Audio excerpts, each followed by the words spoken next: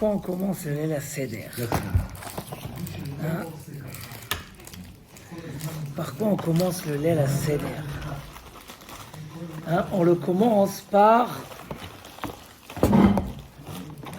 Karpas. Hein? On va tremper ce céleri. Alors pourquoi on trempe ce céleri? C'est quoi la raison?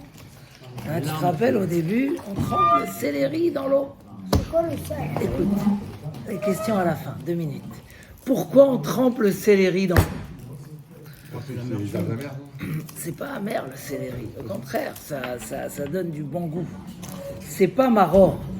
Bichlal, c'est étonnant parce qu'on dit ce soir-là on mange que du maror, alors qu'on vient de manger du céleri. Hein, dans les questions des enfants, on mange que du maror ce soir-là. Alors, il y a qui disent qu'il faut enlever le mot coulo maror, on l'enlève.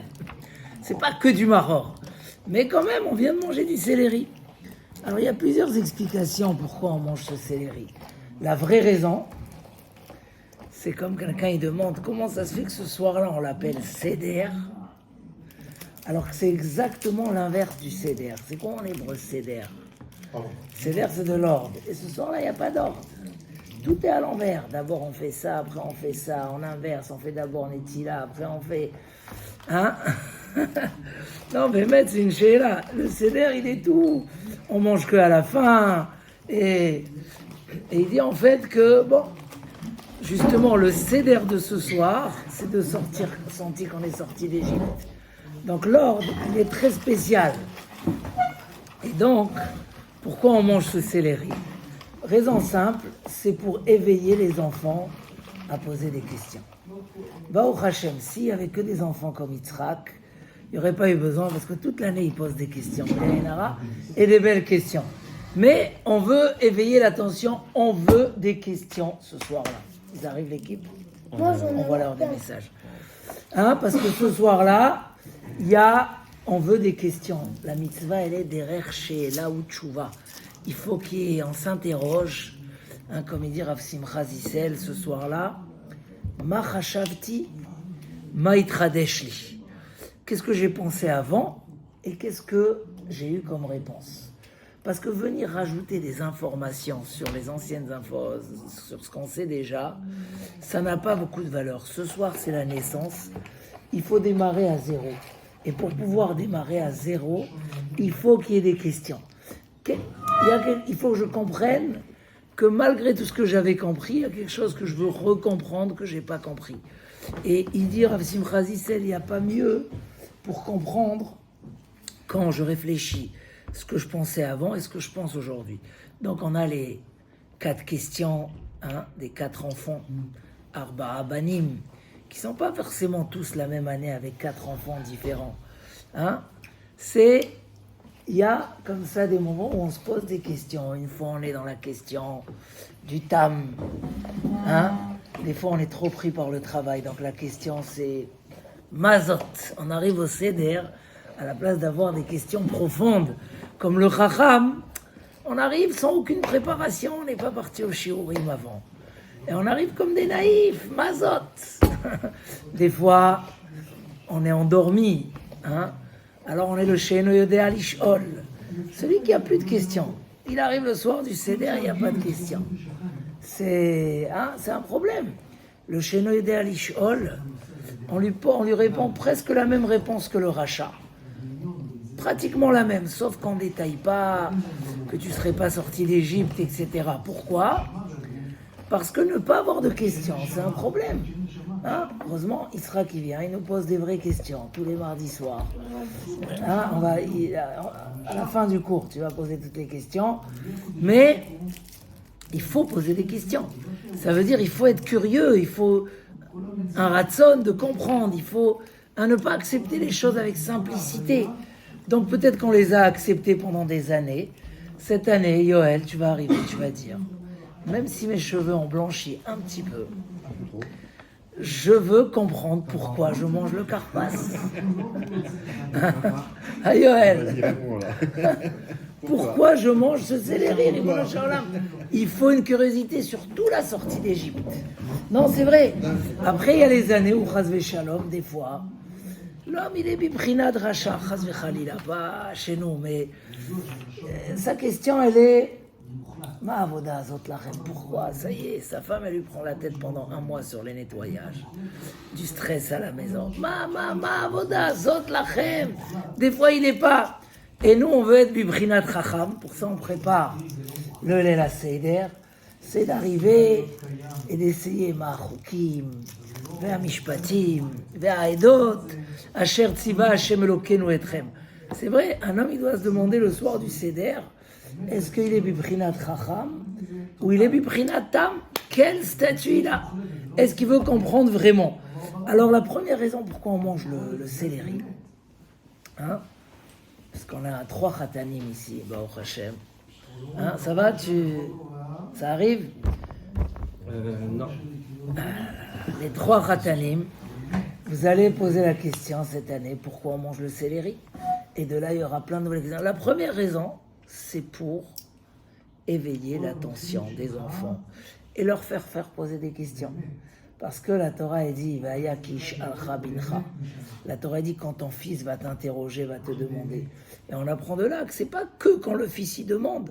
Même s'il n'y a pas d'enfant, il faut que l'adulte il pose des questions. Alors la première raison, c'est justement pour changer des habitudes. Pardon, c'est fermé là-bas. Pardon. Pour changer des habitudes, pour faire des choses ce soir-là qui réveillent l'attention. Ça veut dire la chokhma du Leila Seder, c'est que si on n'a pas des questions, on doit faire les questions. On doit, hein, et nous ce qu'on a fait pendant pas mal d'années, c'est qu'on a dit chaque enfant qui pose une question, il reçoit un chocolat. Et on a été envahi de questions. Mais il y a des questions, vraiment on se dit, c'est quoi la réponse? Ça veut dire que des fois justement, ça éveille et ça fait réfléchir quand on ne pose pas les bonnes questions et que dans la vie, hein, quand le Messilat Yesharim veut nous apprendre c'est quoi le but de l'homme dans le monde, c'est quoi Yesod HaChassidut Veshoresh HaAvoda, les fondements, les fondations de la Avodat Hashem. C'est quoi les fondations de la Avodat Hashem? Hein? Qu'est-ce qu'il dit? Sheitbarer ve'itamet etzel ha'adam ma chovato be'olamo. Que si tu veux savoir les bases de tout ce que tu vas faire dans ta vie, c'est de se poser la question, quel est mon devoir dans le monde? Donc le Messilat Yesharim, il répond à tout notre but de notre vie et de notre Avodat Hashem par une question. Si tu t'interroges, et si tu as cette question, tu entends, si tu as la question Ma chovato be'olamo, alors tu arriveras à toutes les fondations de la Avodat Hashem. Tu dois arriver à poser cette première question. Pourquoi je suis là dans ce monde-là? Et à quoi je dois mettre ma bateau ou megamato bechol asher ou amel kol yemei chayav? Vers quoi je dois mettre la direction et mon objectif dans tout ce que je fais dans ma vie? Je fais un truc, pourquoi je le fais? C'est quoi le but? Pourquoi? Hein? La première chose, c'est de savoir c'est quoi le but. C'est avec ça qu'on arrive à la bonne réponse. Donc, ce soir du Seder, c'est la naissance du Klal Israël. Il faut être curieux. Pourquoi? Et peut-être même s'il n'y a pas de réponse, il faut poser la question. Et même s'il y a des réponses, même un homme qui est khatan, il va passer avec la famille, mais sa femme, elle lui pose la question. Et s'il n'y a pas de femme, alors 2 Talmidei Chachamim, et là on pose la question l'un à l'autre. Manishtana, c'est obligatoire le soir du Seder. C'est pas facultatif. Il faut poser la question. Donc, première raison du céleri, c'est bizarre que quand on cherche la vraie raison, il n'y a pas. Alors, il y aura toujours, parce qu'il y a toujours, mais ça veut dire ils ont instauré à faire des choses sans réponse. Hein, Samy, c'est ce que j'ai dit. Vous aurez le meilleur Seder au monde. Parce que le but ce soir-là, c'est que les questions. On ne peut pas verter rien qui pose des questions. Donc, il y en aura des vraies questions. Donc ça, c'est la première raison. Tu sais pourquoi on mange le karpas? Qu'est-ce que tu réponds? Regarde dans le livre. Première réponse, pour éveiller l'attention des enfants et que les gens ils comprennent que c'est pas un soir normal et qu'ils commencent à poser des questions. Donc c'est le but en soi. Et il ne faut pas renier ce but-là. On va donner d'autres raisons, mais il faut savoir que la vraie raison qui est marquée dans Chazal, c'est pour qu'on pose des questions. Hein? Donc vous pouvez interroger l'assemblée, leur dire pourquoi on mange le karpas et leur répondre pour que vous posez des questions. Ça veut dire on va faire de la she'ela un but en soi. C'est manienne. On va faire, parce que c'est quoi le début du date, quand l'esprit commence à s'éveiller, c'est quand l'homme il commence à poser des questions. Donc, c'est clair maintenant la raison pourquoi on mange le karpas, pour que vous posez des questions. Hein? Et pourquoi il faut qu'on pose des questions? Justement, pour arriver justement à comprendre. Alors, juste je termine et après on aura ta question. La deuxième raison, c'est elle est ramenée dans Ben Ishraï, etc. C'est que le karpas, il vient rappeler sa mère parech. Si on prend les lettres de karpas en hébreu, le céleri, hein, c'est sa mère parech. Sa mère, c'est 600 000. Parech, c'est un travail épuisant. 600 000 personnes ont travaillé à Avodat parech. Donc, on commence le seder. Le seder par rappeler que le but de cette soirée, c'est de justement comprendre de quoi on est sorti. On était 600 000 personnes à faire Avodat parech. D'accord? La troisième raison, c'est un peu plus... c'est ce qui ramène ici, il amène ça à Rabbeinu Manoach, Rabbi Yitzhak Breinstein. Il dit que ça vient, karpas, à l'envers, c'est Ktonet Passim. Hein, qui c'est qui est avec Ktonet Passim? Hein, la tunique, comment vous l'appelez en français? De Yosef Hatzadik, non? Hein? Le vêtement que Yaakov il a fait à Yosef Hatzadik. Hein? La belle tunique. Ktonet Passim. Qu'est-ce qui a fait la jalousie entre les frères? C'est que Yaakov, c'est quoi? C'est que, en fait, il y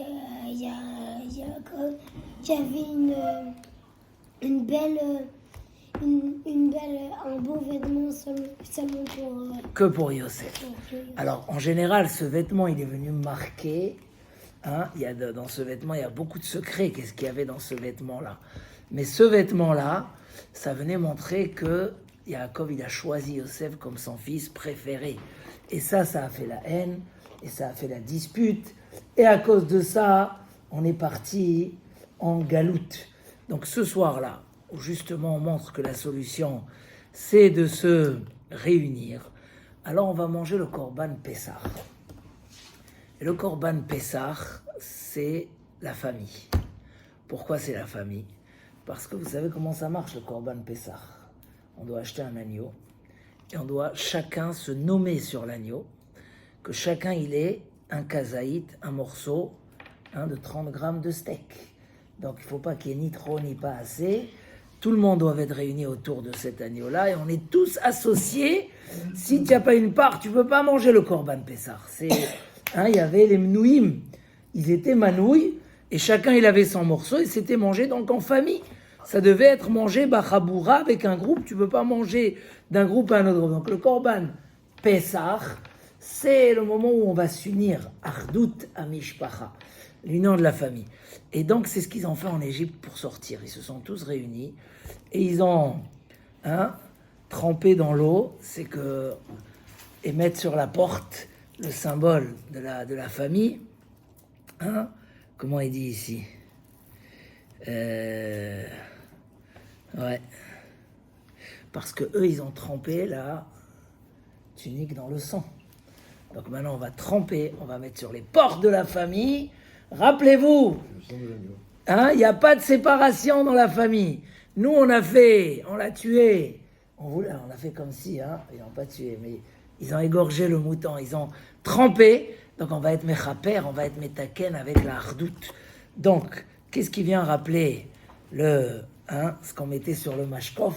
C'était ce karpas là. Le karpas, il vient rappeler, c'est quoi karpas? Ktonet, passim. On prenait la ktonet passim, on la trempait et on réunissait la famille. Donc pour être méramez, que tout ce qu'on est descendu en Égypte et tous les tsarot qu'on a eu, c'est toujours quand on est divisé.